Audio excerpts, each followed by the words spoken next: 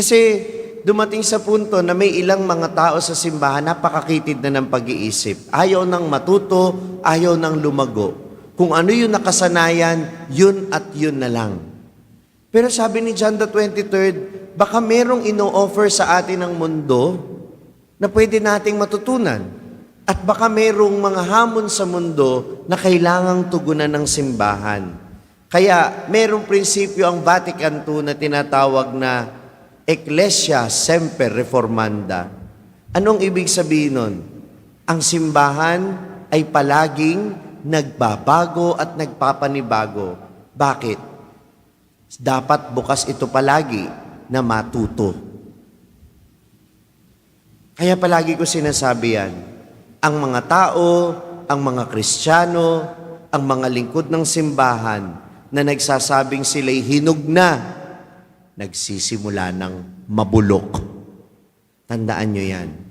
At sa buhay panalangin natin, sana'y lagi tayong maging sariwa sa pagiging bukas natin na matuto ng iba't ibang pamamaraan ng pananalangin. At sana, pangalawa, kagaya ni Jesus, maging tagapagturo din tayo ng panalangin.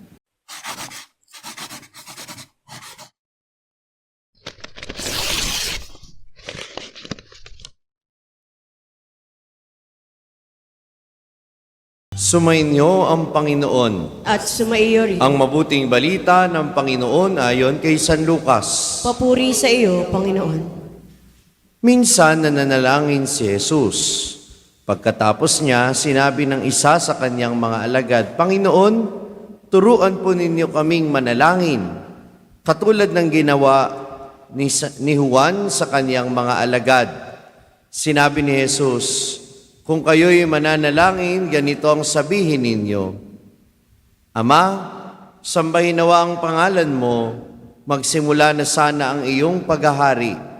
Bigyan mo kami ng aming makakain sa araw-araw at patawarin mo kami sa aming mga kasalanan, sapagkat pinatatawad namin ang bawat nagkasala sa amin, at huwag mo kaming iharap sa mahigpit na pagsubok.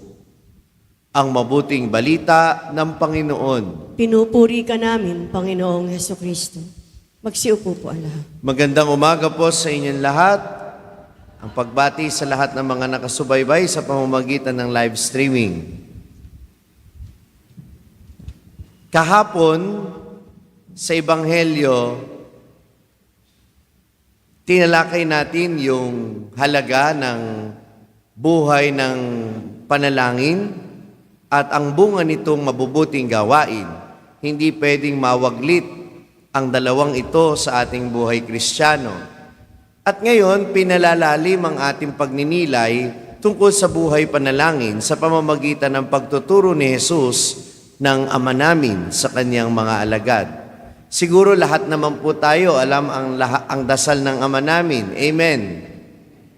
Alam natin ito. Bagamat itong version ni San Lucas ay mas maikli.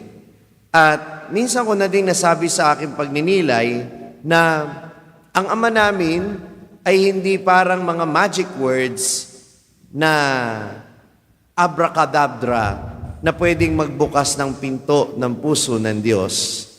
Hindi po ganon. Kasi minsan iniisip natin ang panalangin depende sa salitang bibigkasin mo na pag nagkamali ka, hindi na madidinig, no? Yun yung pag tiningnan mo yung panalangin bilang abracadabra o mga salita na makapangyarihan dahil sa salita, nagkakamali tayo. Ang kapangyarihan ng panalangin ay wala dun sa mga salitang binibigkas, kundi dun sa kalooban ng nagpapahayag nito. At ang unang layunin ng panalangin ay magkaroon tayo ng ugnayan sa Diyos. Kaya nga yung unang salita ng panalangin tinuro sa atin ng Panginoon ay, kababasa lang Ano ang unang dalawang salita ng panalangin itinuro sa atin ni Jesus? Ama namin. Ito'y pagpapahayag na kinikilala natin ang Diyos bilang Ama. Ibig sabihin, anak niya tayo. At tayo nakaugnay sa Kanya sa isang napaka-personal na paraan. At yun ang unang layunin ng panalangin. Tayo'y makaugnay ng Panginoon. Kaya ang pananalangin ay hindi limitado lang sa mga salitang binibigkas natin. Kasi kung minsan ako, ganyan tayo mag-isip ng mga Katoliko meron kang ganitong sitwasyon.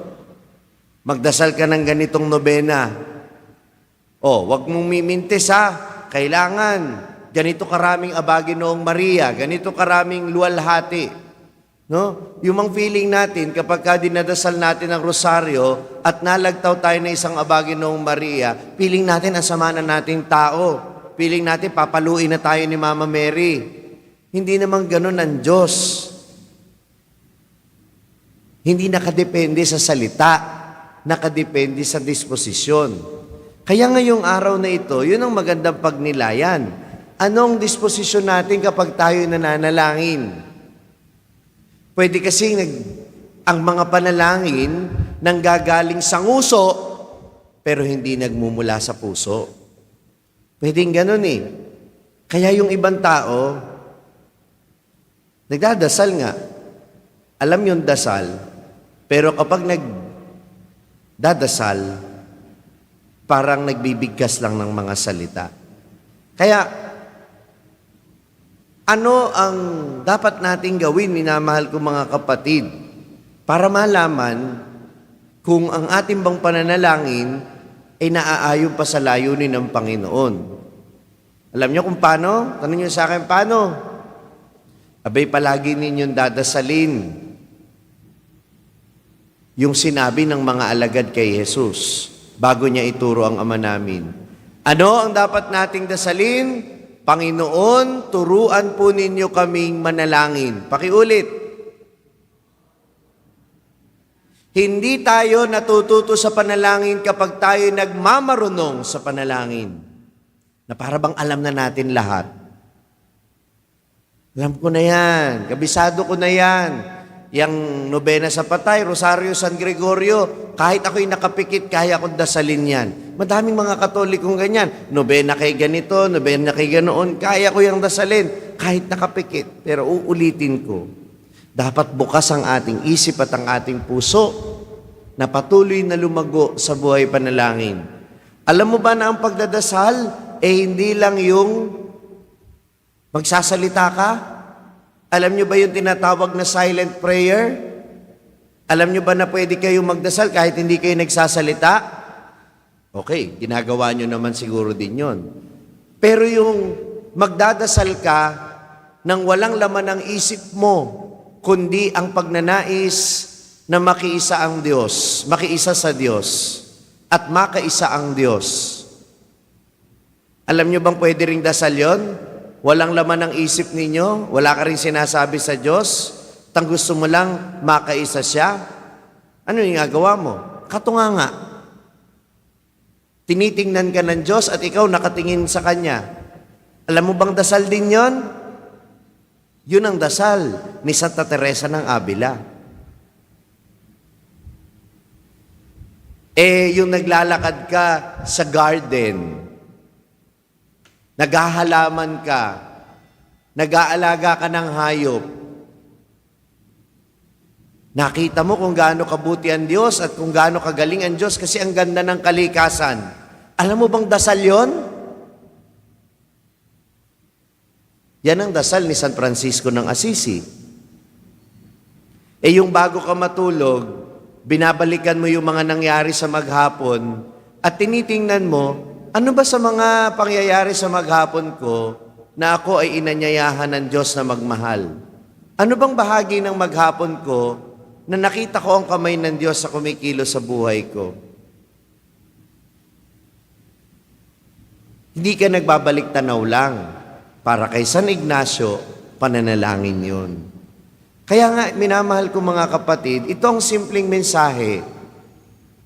Huwag tayong nagmamarunong sa panalangin. Hayaan nating tulungan tayo ni Jesus na matutong manalangin. At kung minsan, ilalabas niya tayo sa comfort zone natin sa pananalangin. Naramdaman niyo na ba na minsan nagdadasal kayo, wala kayong maramdaman? Taas ang kamay, na minsan nagdadasal kayo, wala kayong maramdaman. Taas ang kamay. Hindi kayo masamang tao, ha? Pag wala kayong nararamdaman sa pananalangin, ano ang ibig sabihin nun? Gusto ng Diyos mag-mature kayo sa panalangin. Na yung panalangin mo, hindi nakabatay sa nararamdaman mo. Magdadasal ka pa rin kahit wala kang nararamdaman.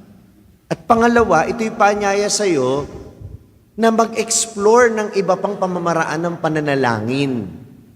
Huwag mong pinagtatawanan yung mga charismatic na kapag nagdadasal, sumasayaw at kumakanta. Si Haring David sa Biblia, ganyan magdasal. Huwag mo ikumpara yung paraan ng pananalangin mo sa iba. Bagkus, matuto ka kung paano sila manalangin. Gawin mo. Kaya kapag ikaw ay nasa charismatic prayer meeting, pag sinabing taas ang kamay, taas ang kamay. Pag sinabing sayaw, sayaw. Pag sinabing kanta, kanta. Bakit? May karunungan din sa paraan ng pananalangin nila.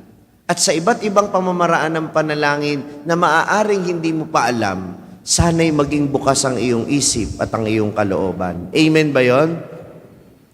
Yan ang prinsipyo ni San Juan 23 na nagpasimula ng Vatican II.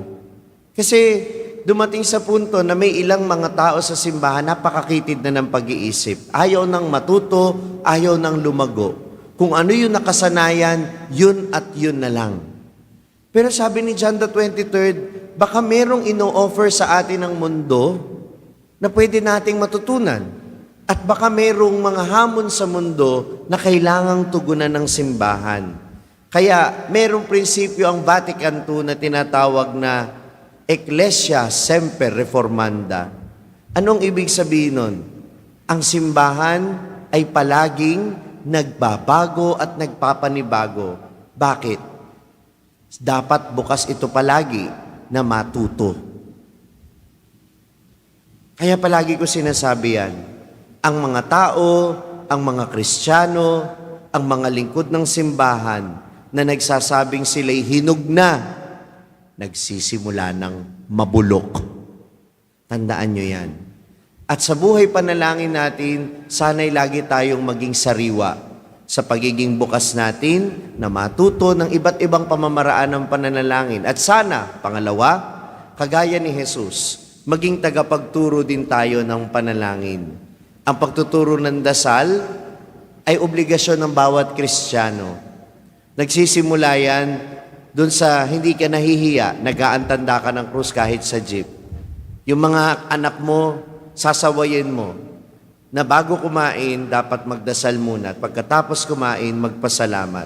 Sa mga simpleng pamamaraang ito, nagtuturo din tayo at natututo sila sa panalangin. Sapagkat ang bawat Kristiyano, dapat nating maging panalangin. Panginoon, turuan mo po kaming manalangin. Amen. San Juan 23, ipanalangin mo kami. Kung na-bless ka ng pagninilay natin sa araw na ito, huwag mong kalimutang mag-subscribe sa page na ito at i-click ang bell button para manatiling updated sa tuwing nag-upload tayo ng mga pagninilay dito. At syempre, hindi pwedeng ikaw lang ang nabe-bless. Kung gusto mo ring ma-bless ang iyong mga kaibigan at mahal sa buhay, i-share ang link ng video na ito sa kanila. Ako po si Father Franz Dizon, ang content creator ng Sa Madaling Sabi na matatagpuan ninyo sa iba-ibang social media platforms. Pari ng Diocese ng Malolos at ngayon ay matatagpuan na rin po ninyo ang aking mga pagninilay sa #1 Catholic app in the world, ang Hallow. 400,000 po na Pilipino na ang nakasubscribe sa Hallow. Ano pang inihintay ninyo? I-download na po ninyo ng libre ang Hallow app sa inyo pong Google Play Store o kaya naman ay Apple App Store. Magkita-kita po tayo hanggang sa aking susunod na pagninilay dito sa ating page, ang Sa Madaling Sabi.